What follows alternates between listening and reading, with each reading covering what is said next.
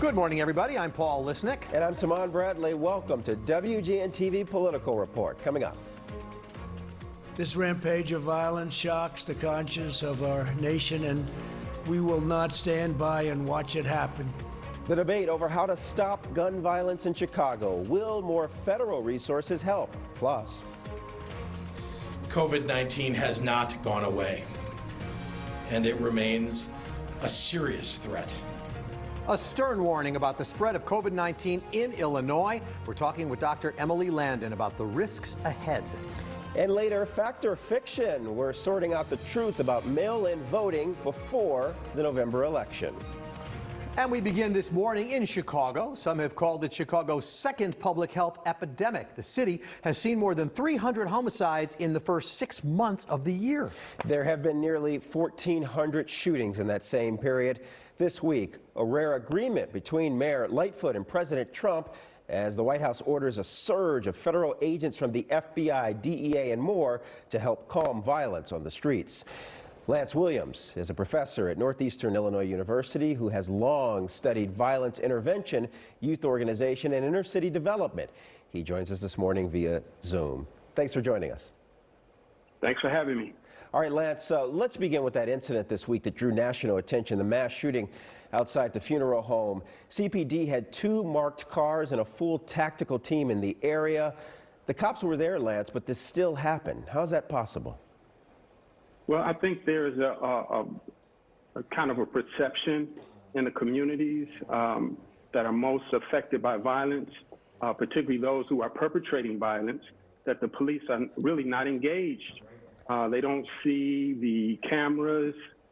They don't see police officers who are posted as really, being engaged and not interested in stopping anything, unfortunately. So too many young people are emboldened in their activities and just don't fear retribution from the police.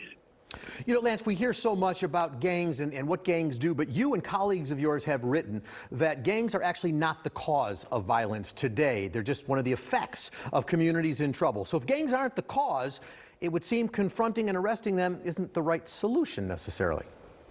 Right. I think that's spot on. I think, what has been happening in these communities, the communities that are most affected by violence, we've seen over a 20-year period the disruption of functioning institutions, faith institutions, businesses, schools, housing.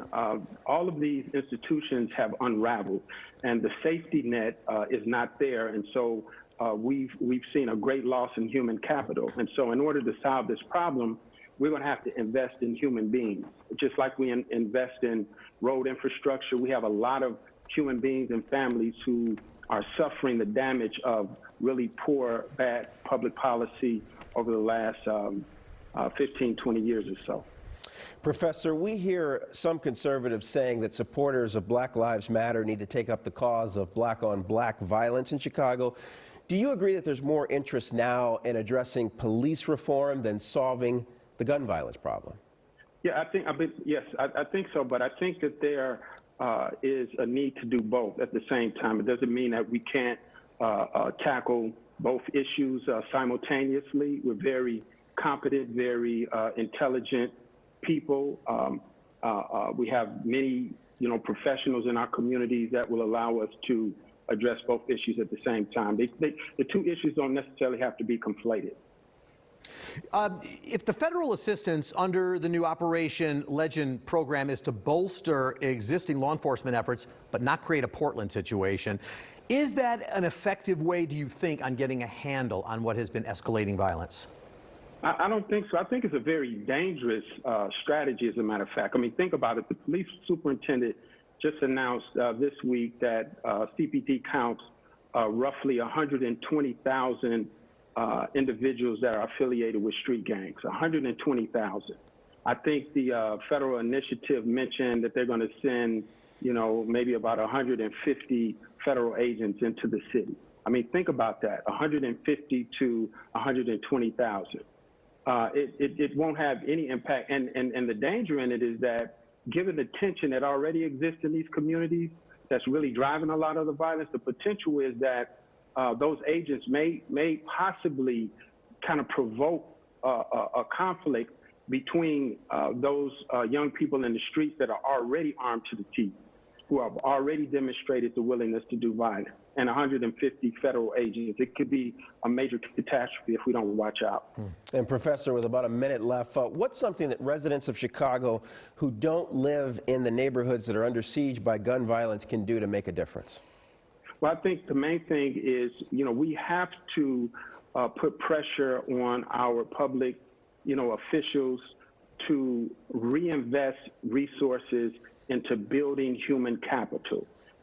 This thing, if it's not taken care of quickly, can affect the whole city. It's already really devastating certain communities, but this thing can spread throughout the whole city. So we need folks to really convince the shifting of resources into building capital among those that are most affected by violence. All right, Professor Lance Williams, thanks so much for your insight. We appreciate it. We'll see what gets put into play. Thank you, sir. Thank you. All right, we're going to take our first break. Up next on the WGN-TV Political Report. In public, you're endangering everyone around you. So the enemy is you. Wow, fighting a public health battle through the political divide. Dr. Emily Landon joins us when we come back. And later, voting during a pandemic. We've got a closer look at the myths surrounding mail-in voting and more. Stay with us.